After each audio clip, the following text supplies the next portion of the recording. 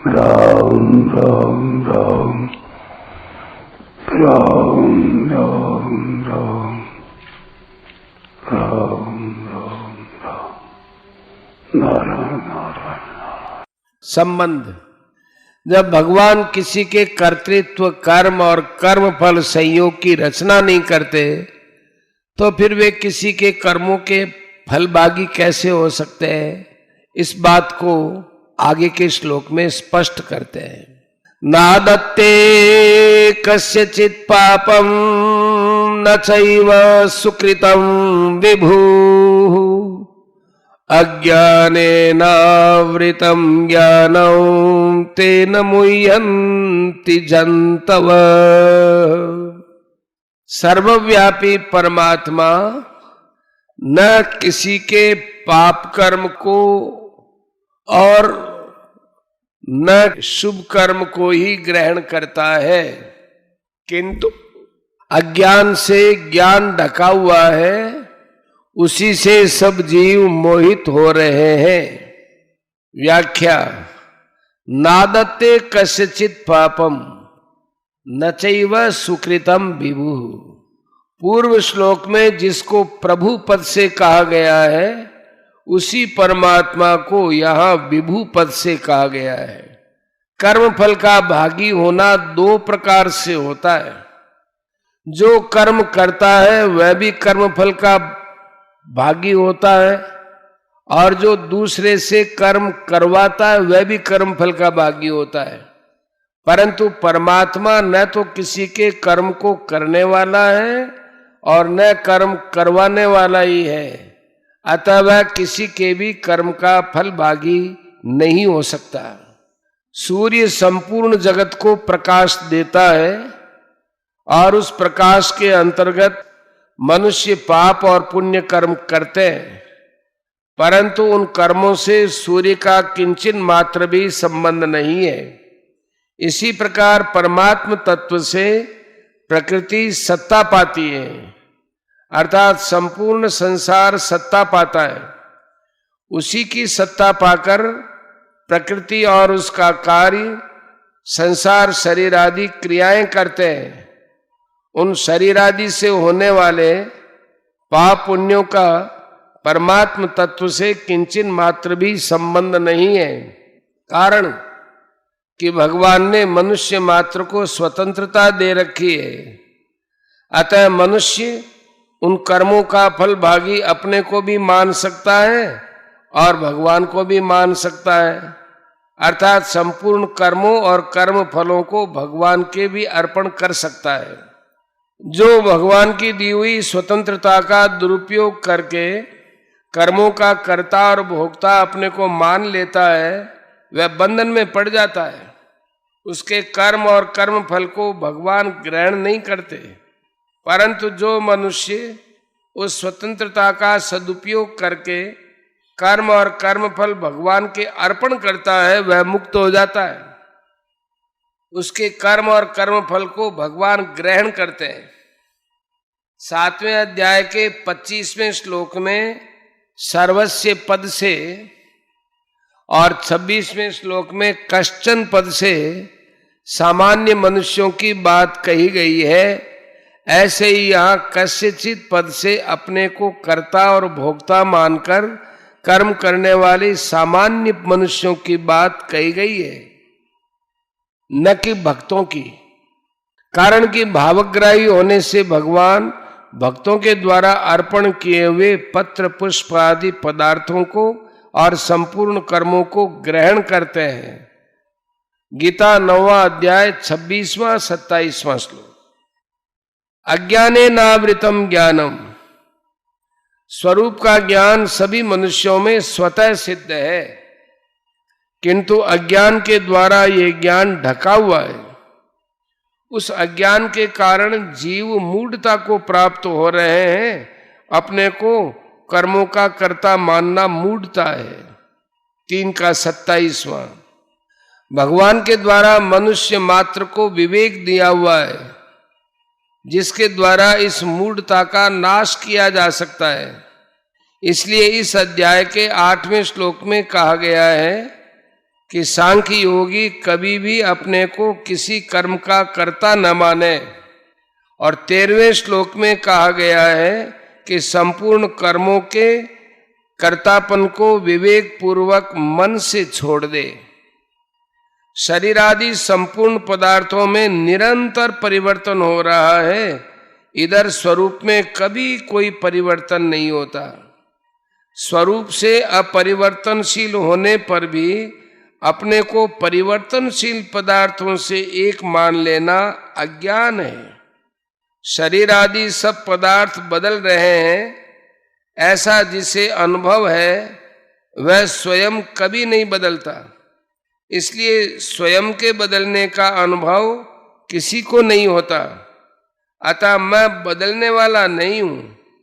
इस प्रकार परिवर्तनशील पदार्थों से अपनी असंगता का अनुभव कर लेने से अज्ञान मिट जाता है और तत्वज्ञान स्वतः प्रकाशित हो जाता है।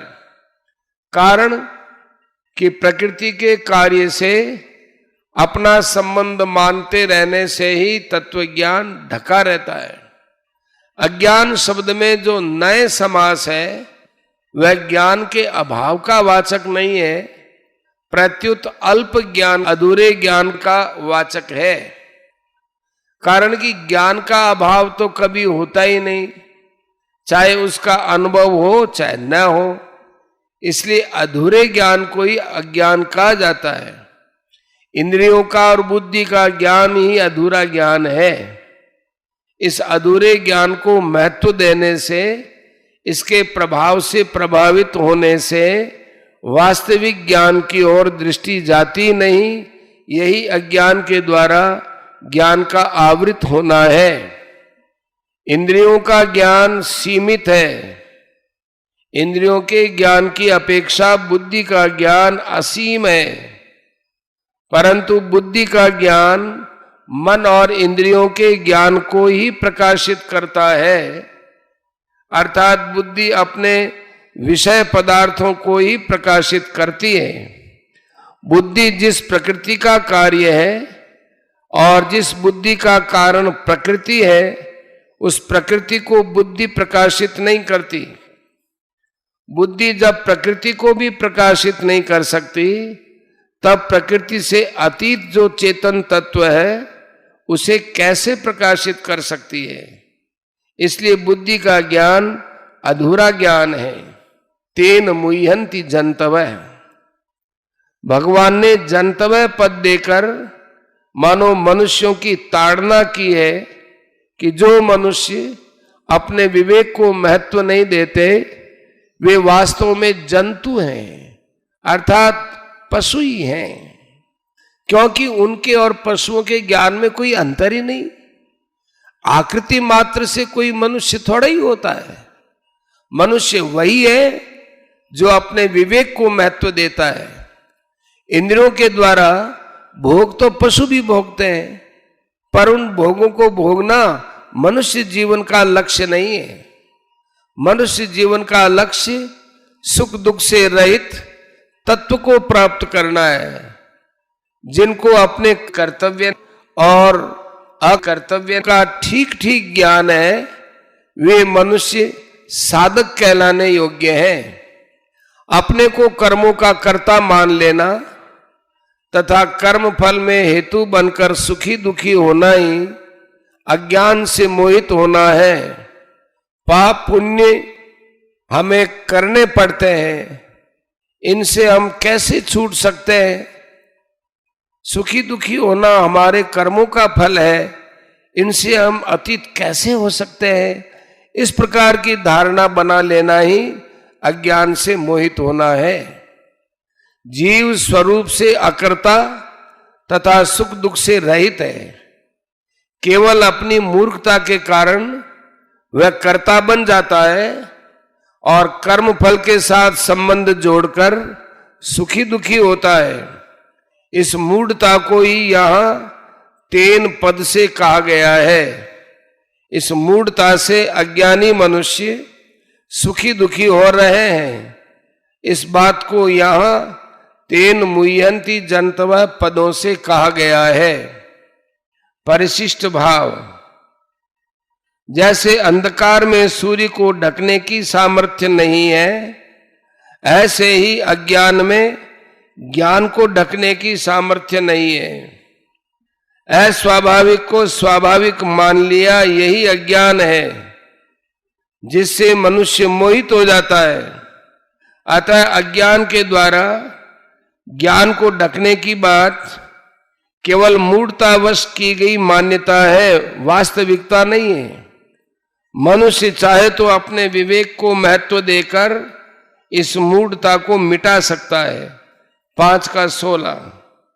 वास्तव में ज्ञान नहीं ढकता, प्रत्युत बुद्धि ढकती है, परंतु मनुष्य को ज्ञान ढका हुआ दिखता है, इसलिए यहां आवृत शब्द आया है। यही बात तीसरे अध्याय के 39वें श्लोक में भी आवृतम ज्ञान में तेन पदों से कही गई है।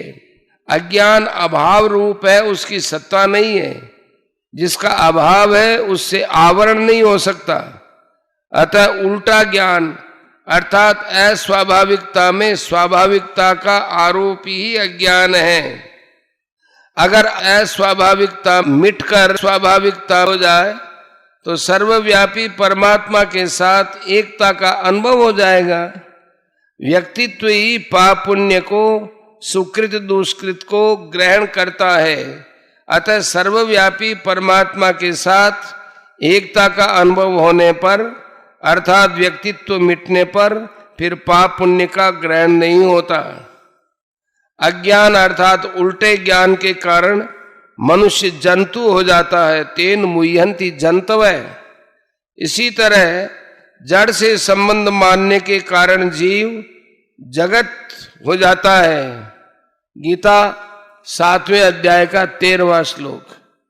जो हमसे घुला मिला हुआ है उस परमात्मा को तो अपने से अलग मान लिया, और जो हमसे अलग है उस शरीर को अपने से घुला मिला मान लिया, यही अज्ञान है।